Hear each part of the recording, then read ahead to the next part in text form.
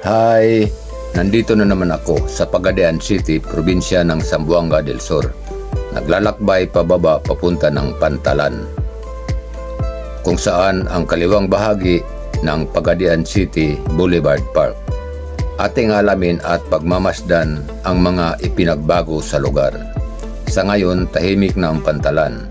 Sa kadahilanan, hindi na mapanganib ang land travel. Sa pagpasok natin ng Boulevard Park, Maritime Police Station ang una nating makikita at ang paliguan ng mga kabataan na may mahahawakan. Atin ding masusulyapan ang Pantalan.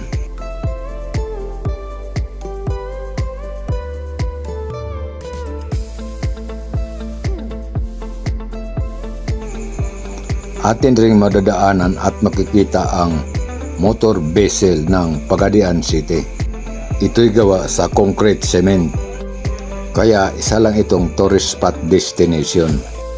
Hindi natin namasdan ng maayos, kaya titingnan natin ulit sa pagbalik.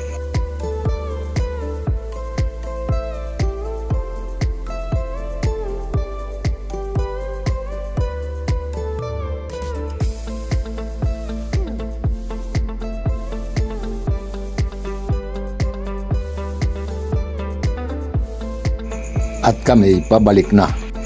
Kung saan kami pumasok ng Boulevard Park, doon din kami lalabas. At ito na ang kabuuhang hugis ng barko.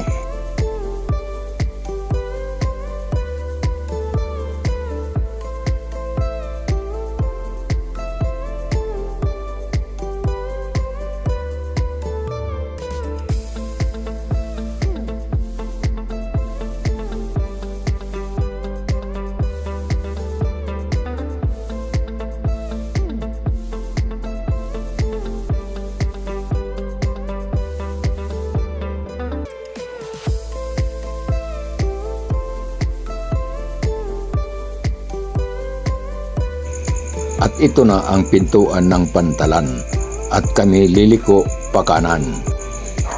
Paakyat naman ang kalsada na aming dadaanan. Tuloy-tuloy ng airport, mayroon kaming susunduin. Mga bakasyonista din tulad sa amin. Hanggang dito na lang. Salamat sa panonood. God bless us.